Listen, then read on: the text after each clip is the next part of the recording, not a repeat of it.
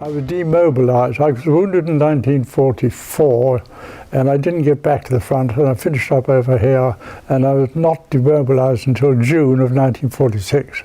And then I took so this was unexpected, the inheritance of Invercauld, really. It happened because my grandfather, Alwyne Farquharson, died in 1936, and he had 2 daughters but no son. And under the terms of his will, which I knew nothing about, he left Invercauld, first of all, the picture's no longer here, to my mother's elder sister. There were just 2 girls, for her lifetime. Then after her death, she only had 1 daughter, and she didn't have a son, and it was to go to the eldest boy, surviving boy, I suppose, of the next girl, my mother. Well, what actually happened was the Second World War came. Aunt Myrtle, after my grandfather died in 1936, so she succeeded him as Land Chief, and life rent. So she couldn't sell the estate, but she was entitled to everything on it, live there and so on. So she did move up and down a bit. She had a house in London. She was very musical and artistic and everything like that. And then the war came. Well, both my mother and her elder sister, my aunt, joined the Women's Voluntary Services. And they went down to London, not together, and Aunt Myrtle, this was 1941, I think, and Aunt Myrtle was in this house in a place called York Terrace off Regent's Park, and a bomb hit it, and she was killed, and I think a member of the staff was killed, and 1 or 2 of the people in the house were buried but dug out and okay after that. So theoretically, Invercauld then, under my grandfather's will, came to me, but here was I in the army. I think I was on the point of going overseas, to finally, I went through the ranks first, joined my father's old regiment, the Royal Scots Greys, which were out in Palestine, and which I duly did. And then, of course, I knew at the time that Invercauld was theoretically coming to me, but there was 5 more years of war. And I went through Alwyne and other... and you got your military cross, I think, what? didn't you? You got a military cross. Yes, but I didn't get that till I got to France. Anyway, and then after Alwyne, we didn't go to Sicily. We went into Salerno on D-Day. My squadron leader's boat was sunk going in alongside me. We had quite a time there.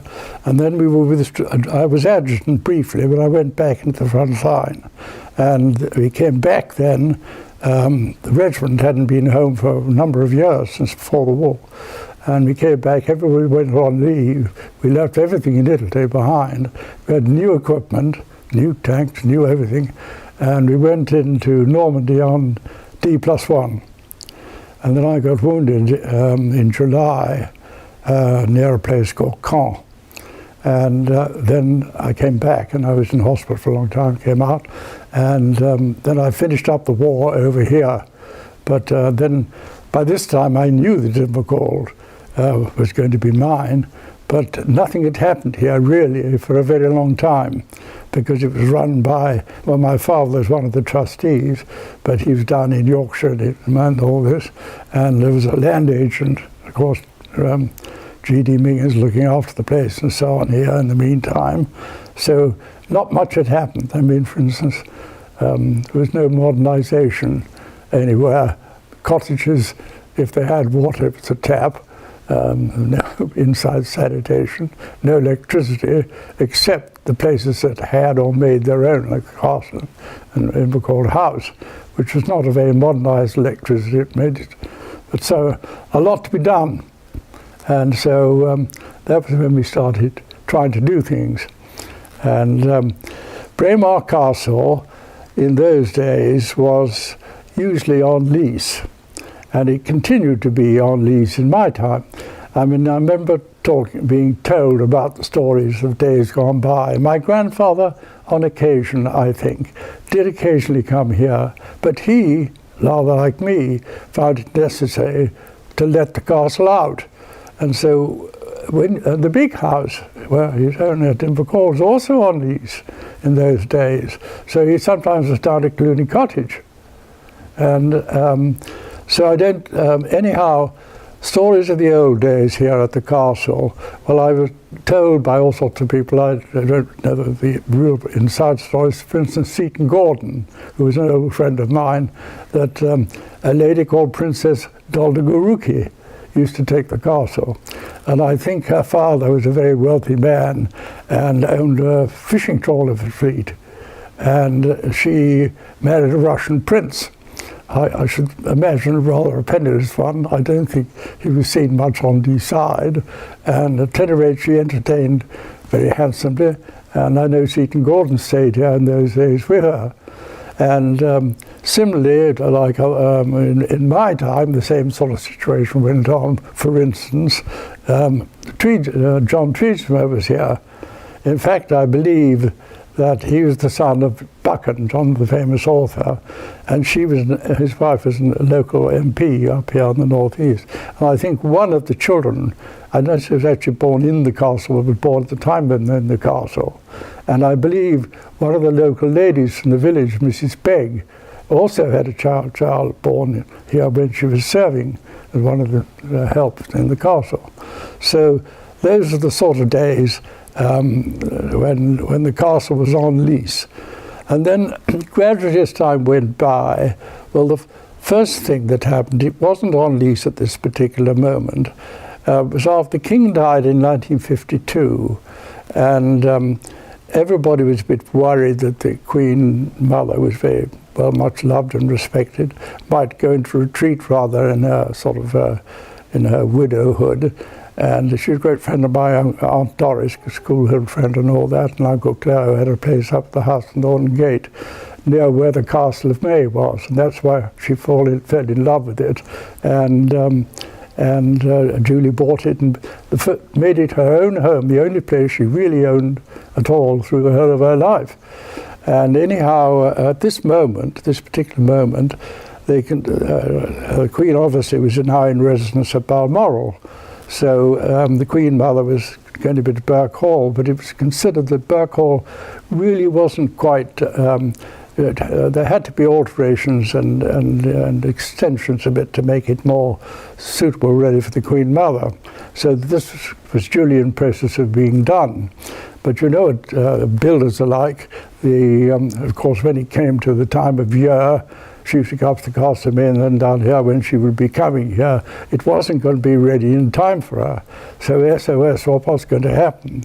And it duly filtered through to me, and we decided we could probably be of help, but we had to move out of Invercauld, and we were going to come here, but was open, so to speak, we could instead.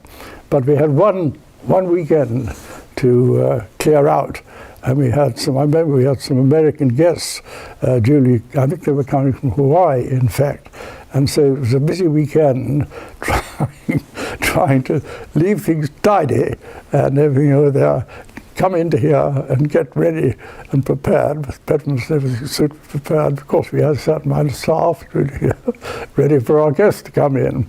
Well, having got in here, we were very happy to be here and all that. And after the season, the Queen Mother was quite a long time. I think she was about seven weeks or more. Didn't go down till in October or something. And so we were here. And then we said, we'll stay on. We'd better stay here for Christmas and the New Year, which we duly did. And I can't remember exactly when we moved back again, so to speak, whether it was in the middle of winter or a little bit later, because we did have a flat down in London. We came because we went down there. But we had a happy time here, and I know there were stories sometimes told about Braemar Castle that there were ghosts and people would hear strange noises and this kind of thing. Yes, I remember our bedroom was sort of on there are three bedrooms. There's one at one end with double beds, then there's a single bed in the middle, and then one at the end up there. We had the one at the end, and my stepdaughter Marybelle had the one with she had a friend with the double twin beds in it, that this end, and the dressing room, the one in between was my dressing room. It was very comfortable. And yes, occasionally I might have heard some, but really I think it was the flagpole. It's a bit loose and needed tension up at the top, and not a body being dragged down the steps or something of that sort. But I think when the Tweedsmiths were here, one or two of the ladies had a feeling there were ghosts about in the past. But I never saw one here, and I never saw one or felt there might be one. I didn't recall either. It always seemed to be quite a happy place in its way, even though it had a dungeon. And I never heard tales of anybody being desperately treated in a dungeon or anything. I don't know. I know it had a great historic past, but for me it was never an unhappy place. But childhood, well, no, I never really was here much in childhood, so always with my father or on the Isle of Mull. So my memories of childhood, of castle days, are really non-existent.